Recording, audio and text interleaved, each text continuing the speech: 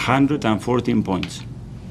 If we do that, we win the league for sure. Start the timer. Let's talk about it. Will Arsenal make it to the top finally? There's been so many questions, and obviously they haven't won the title since the Invincibles, and yes, they look great, and in my opinion they were the best team last season in terms of what we saw performance wise. I know they didn't win, the best team always wins in the end, don't give me all that, but honestly, when you even heard Arteta in the intro there as well, him himself said you need to be perfect to win the title. That will guarantee it you. And yes, he said it very tongue-in-cheek, he was joking around, but that's the reality of what Arsenal need to face right now. Arsenal are up against one of the greatest teams assembled, or just managers of all time.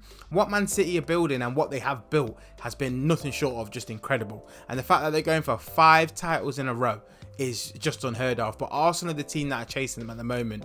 And Arsenal, they fell short. They they bottled it in a couple of seasons ago, and they really did start to fall apart. But can they take the next step? I'm not so sure, but at the same time, I believe they will. Does that make sense?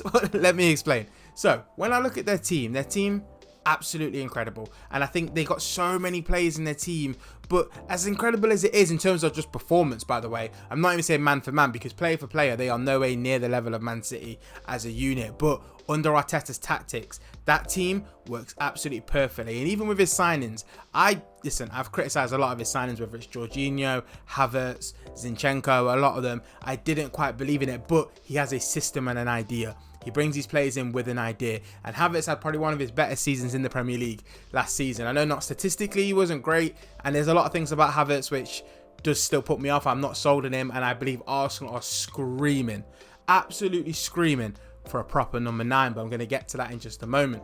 Now, when we talk about, let's look at Mourinho, they're looking to bring in. Great. Timber's going to be like a whole new signing as well. They're obviously signed the Italian lad who can play left back or centre back as well. But that's the thing, that's the key. You saw Man City do this years ago. Ball players and mainly centre backs, they will happily use them across there. So if they do end up using one of them in terms of a left back, as they did last season, they're going to have 4 centre backs there, which adds a lot of height. Arsenal were the best team last season with set pieces. They were absolutely incredible. They looked a huge threat. Obviously, they have their set piece tactician, and he is a clear genius. There is no doubt in that as well. But when you look at Arsenal, you look at where do the threats really come from, or where do they lack? Where is their final piece that they do miss? And as I mentioned before, it's the striker. And listen, the striker market is not that we're screaming out saying this is the obvious guy or this is the guy you have to go for, but at the same time as it's a very bleak market, you have to make that move. Arsenal have enough money to go out there and make the move. They need to make that. They need to take their chance. But who do they go get? Who are some of the options? Well, let's look in England, for example, and let's look English. You've got Ivan Toney, Ollie Watkins. They're 2 options that you could potentially go for. Do they go for Isaac as well and go for him? He's going to cost a lot of money to get him. For me, they're just a glaring obvious one for them. They should really go for Ivan Toney. I think he's going to piece it all together. He's going to be their target man. He's going to continue that bully streak on set pieces as well. He fits them to a T. He is the final piece. He will score the goals. And I know last season he wasn't great after his ban, but just trust me, this guy knows where the back of the net is. So please don't doubt him. But when I look at Arsenal, I think, is that the only place they're missing? I really think it is. I think goalkeeper is meh, but I don't think there's many better anyway. And I think, to be honest, it worked out well last season, so why not? The 2 centre-backs are absolutely fine.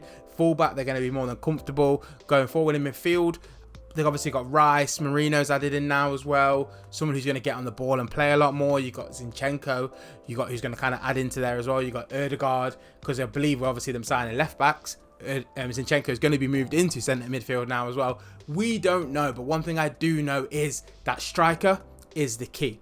They get that striker down, no matter of doubt, I don't care what you say.